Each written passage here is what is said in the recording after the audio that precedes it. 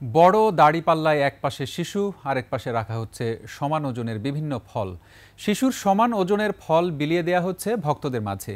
এমনই দৃশ্যের দেখা মিলেছে ধামরাইয়ের কুল্লা গ্রামের ভারত চাঁদ বাবাজি আশ্রমের ফল মেলায়। মনোবাসনা পূর্ণ হওয়া ভক্তরা বছরে দুবার এভাবে মেলাটি উদযাপন করেন। ধামরাই থেকে আরিফুল ইসলাম সাব্বিরের তথ্য ছবিতে ডেস্ক রিপোর্ট। ওয়ালটন আবারও মিলিয়নিয়ার অফারে ওয়ালটন ফ্রিজ কিনে আপনিও হয়ে যেতে পারেন মিলিয়নিয়ার।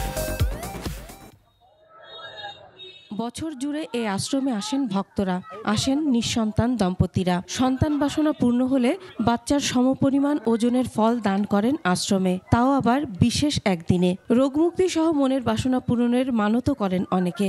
আর মনোবাসনা পূরণ হলে ফল, দুধ সহ অন্যান্য খাদ্য সামগ্রী দান করেন।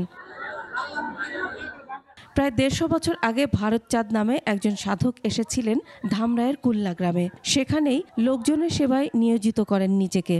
তৈরি হয় ভক্তবৃন্দ। মৃত্যুর পর দেহাবশেষ রাখা হয় কুল্লা গ্রামে, আর সেখানেই তৈরি হয় এই আশ্রম। বাচ্চা হতো না, এই ভারত বাবাজির এখানে আসে বাচ্চা হয়েছে। ফল দেওয়া হয়েছে, প্রথম বাচ্চা হইলে আমরা যে ফলও দেই, তার বুক দিমু হেনে, এই আম দুধ হেনে আগে দিমু, তারপর আমরা খামু। এই ক্ষেত্রে অনেকে ফল দেয় আসে, প্রত্যেক বছর এটা হয় এবং এটা দিন দিন বাড়তেছে।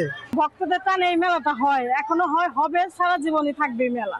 আধ্যাত্মিক বিশ্বাস থেকে মানত করেন ভক্তরা। তাদের অংশগ্রহণের মধ্য দিয়ে বছরে দুবার মেলা হয়। এখন চলছে ফলের মেলা। অনেকে দেখা যাচ্ছে মানত করে।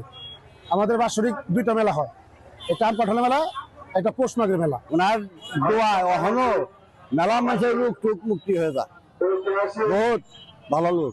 ভক্তদের ভালোবাসায় প্রতি বছর চলে এ মেলা। ভবিষ্যতে আরো বড় আকারে আয়োজন করার কথা জানান সংশ্লিষ্টরা। ভক্তদের ভালোবাসা এবং ভালোবাসায় মুগ্ধ হয়ে এলাকার মানুষ এবং এলাকাতে দূর দূরান্তের মানুষজন এসে কিন্তু এই মেলাটাকে আরো আড়ম্বরপূর্ণ করে তুলেছে।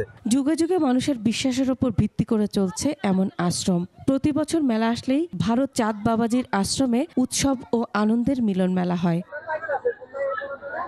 Masum আলিসা, desk report, 21 television.